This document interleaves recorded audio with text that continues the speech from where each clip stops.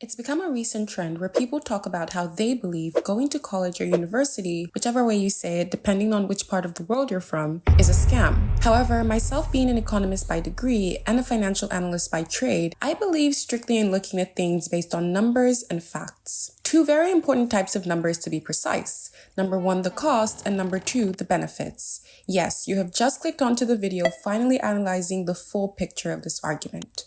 As we go further in this video, I am going to analyze this topic from a bit of a different perspective than the current discourse, and it has to do mainly with the cost. I was privileged enough to grow up in a developing country, which is a country classified as a low-income country by organizations like the World Bank or the IMF. This meant that I went to college in said developing country and I did receive a good education. In fact, a private school education all the way through college, and that was expensive in terms of my local currency. It is nothing compared to the cost of college or university in Western countries. See, what this experience did for me was that it allowed me to appreciate college without a huge burden that most students from countries like the United States and the United Kingdom have to bear: student loans. And even if they paid for it out of pocket, college would still be one of the most expensive things they would ever pay for in their lives. The purpose of this video is not just to highlight and examine whether or not the benefits of college outweigh the cost, but also to try to look at the experience of college and what it provides you in absolute terms, and not just relative to the cost. Let's begin with the benefits of college in absolute terms. When looking at value in absolute terms, we are considering the intrinsic value of a thing without the interference of any outside forces or phenomena. For this portion of the video, I wanted to speak largely from my own experience. For me, the intrinsic value of college cannot be overstated.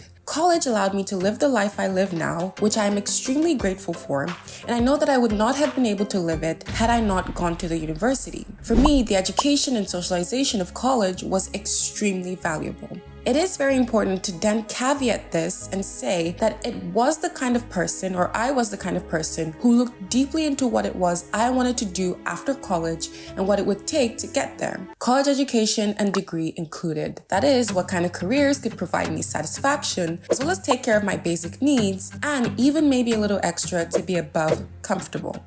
I made a plan, and that plan revolved around using what I had to get what I needed. For anyone who's ever started in the workforce, they will tell you a lot of what you learned in school, except the really technical careers, hardly translates fully into what you will actually be doing on a day-to-day and in your job role, especially in the business careers. However, leveraging college and good grades and extracurriculars that you could only do in college in order to get your foot into the door as an intern or an apprentice at a company is something that many people don't value enough. And for me, that was exactly what I did. What I had was college, which I was paying for, and I had good grades on paper. Those grades had to get me something, and they got me a job as an intern. With the new experience the next summer, I would build on grades plus past internship equals to better internship, and so on and so forth.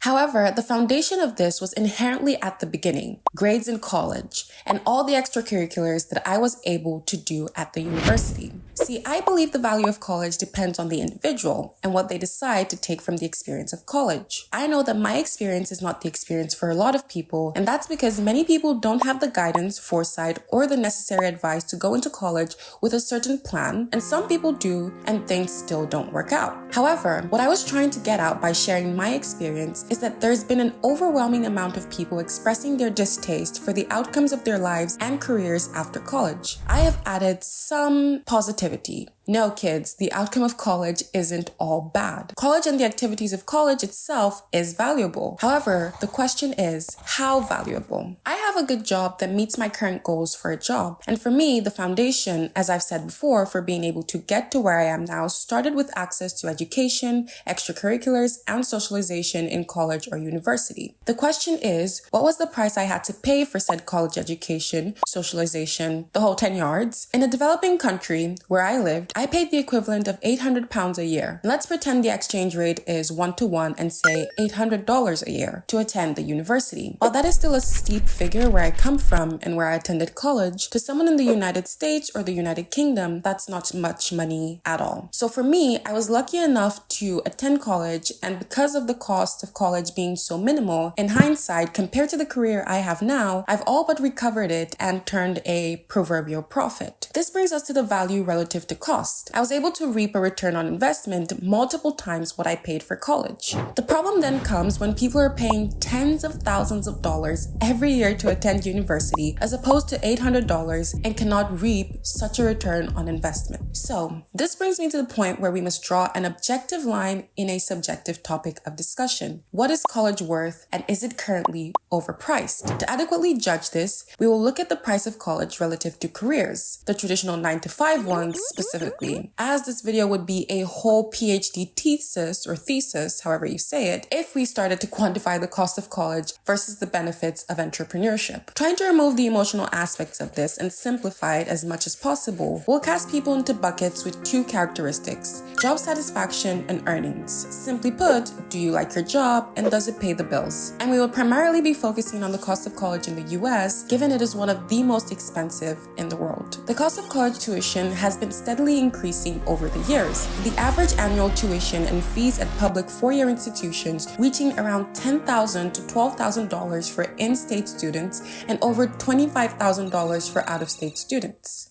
Private colleges can be even more expensive, often exceeding $35,000 per year in tuition alone. When factoring in additional expenses such as room and board, textbooks, and personal expenses, the total cost of attendance can easily surpass $20,000 to $50,000 per year, depending on the institution. However, despite these high costs, the benefits of a college education in terms of earnings potential are significant. According to the U.S. Bureau of Labor Statistics, individuals with a bachelor's degree earn a median weekly salary around $1,300 compared to approximately $780 for those with only a high school diploma. Over a lifetime, this difference in earnings can amount to hundreds of thousands, if not millions of dollars. Moreover, job satisfaction among college graduates tends to be higher than among those with lower levels of education. A survey conducted by the Pew Research Center found that 53% of college graduates reported being very satisfied with their jobs compared to only 37% of those with a high school diploma or less. These are the numbers for a larger population consisting of multiple generations. But when we bring it down to the current generation of college goers and job seekers, job satisfaction looks very different to what it did in just a generation prior. And social media has been a big influence in changing people's views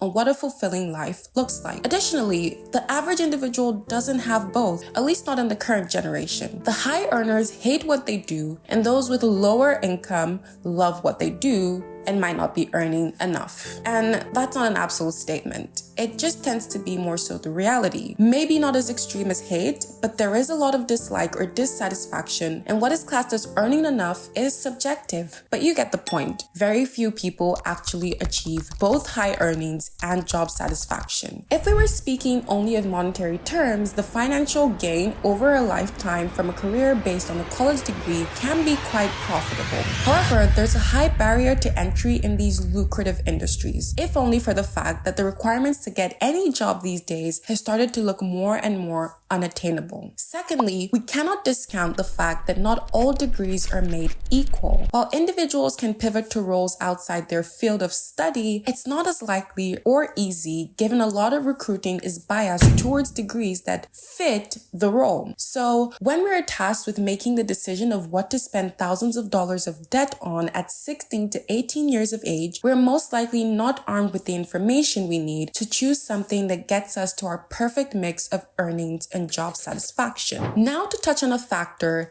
that we had been ignoring. You don't want a regular job. You're not the 9-to-5 type. Okay, college could mean anything to an entrepreneur, and so can its benefits. Would you say that the amount of debt acquired by Facebook founder Mark Zuckerberg in pursuing his degree is beneficial versus the platform that college gave him to meet and socialize with like-minded individuals that would aid in changing the trajectory of his life? How do you quantify that? As emphasized in the beginning, college is more than knowledge acquisition on technical terms, but rather a total package of experiences, socialization, and to a large extent, shaping an individual's way of thinking, life, social circle. Okay, you get the gist. What have I said all these words to say? Well, it will be difficult for me in the few seconds remaining in this video to adequately assign a value to these qualitative aspects of the college experience, and then a value to the benefits of this to an entrepreneur. And I'm not going to try to. In fact, I'm going to end the video with the conclusion that college is indeed